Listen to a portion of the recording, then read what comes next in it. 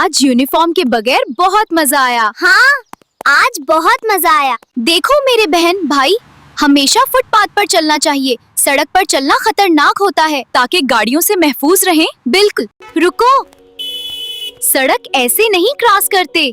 आगे zebra crossing है, वहाँ से सड़क क्रॉस करते हैं। सड़क हमेशा ज़ेब्रा क्रॉसिंग से पार करते हैं। पहले दाईं देखो, फिर बाएं, फिर दोबारा दाईं।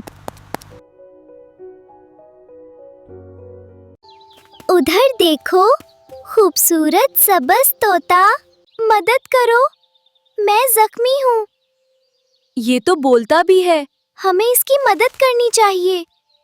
फिक्र ना करो प्यारे तूते, तुम ठीक हो जाओगे।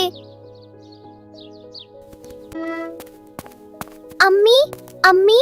अरे ये क्या हुआ? ये हमें जख्मी हालत में बाहर मिला। शाबाश बच्चों, तुमने बहुत अच्छा किया। जख्मी जानवर की मदद करना बहुत नेकी का काम है। मैंने दवाई लगा दी है, अब मैं इसको पट्टी बांध दूंगी।